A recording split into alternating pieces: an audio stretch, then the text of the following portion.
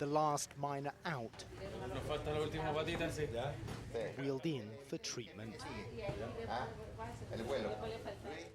Buried alive for 70 days, now they're safe. In this video, shot by a freelance writer with press access to the field hospital, the miners tell how they resigned themselves to death, but battled for life. Richard Villarroel was miner number 28 out of the hole.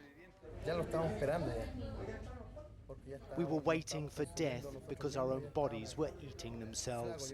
I was afraid I would never meet my son, he says. Villarroel shows a bottle cap and explains how they survived the first 17 days, cut off from a world that had almost given them up for dead.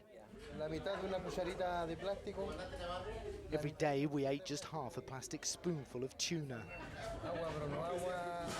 We drank water, but it wasn't pure. It was mine water and tasted of machine oil, but we had to drink it, he says. True grit that has brought them back to the ones they most love. Raul Bustos to his wife Carolina. Ariel Ticona to baby Hope, the little girl born while he languished underground. The agony began mid-shift August 5th when the mine caved in. The mountain and the roof of the tunnel shook and the mountain began to break up. We could only see 1 or 2 meters ahead. We drove off in a truck, but we crashed it because we couldn't see anything, he says. This man, shift foreman Luis Ursua, gave them the bad news straight. They may live, but more likely they'd die. We had a boss who every day said we must stay strong. If they find us, they find us, and if not, not. The probes passed a long way away, and we lost hope. We got strength from inside ourselves and from praying. I never prayed before, but I learned down there, he says. Ursua says his leadership was a simple, honest formula. There was only one key: speak the truth, even if the truth hurts. Democracy too was important. We took a vote on everything. As long as we had 17 plus 1, well, that was the majority, he explained. He said most decisions were unanimous. We had to analyze the situation and see what we could do and what we couldn't do. We had to decide what to do with the food. We built a fairly solid group, and everyone had a job to do. No one was left alone, he says.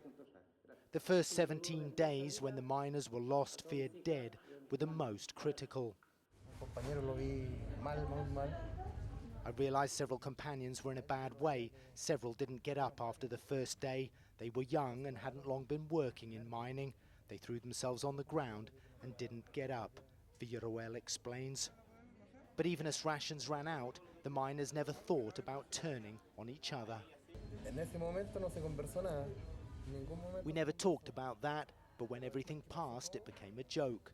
At the time, though, we never thought about cannibalism or eating companions, he said. After 70 days trapped, all 33 made it back to the surface in seemingly good shape. Wives reunited with husbands, mothers with sons, fathers with daughters.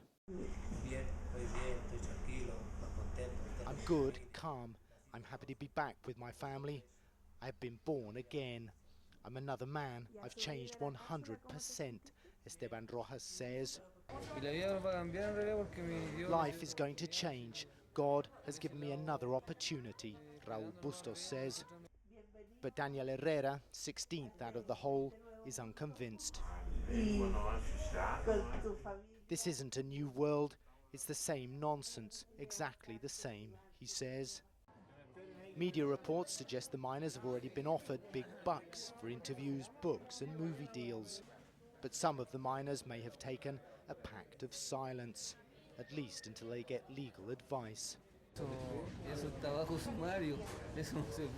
That information's reserved. We can't talk about that until we resolve the legal aspects. Then we'll be able to talk about exactly what happened, he says. Whatever the detail, this much is clear. This foreman and 32 men on his shift beat overwhelming odds. That was the least I could do, he says. I had 32 men under my command, and we had to do what was possible. They did the possible, then the impossible, and finally, like the president said, Mr. Asua, your shift is over. Karl Penhaul, CNN, Copiapó, Chile.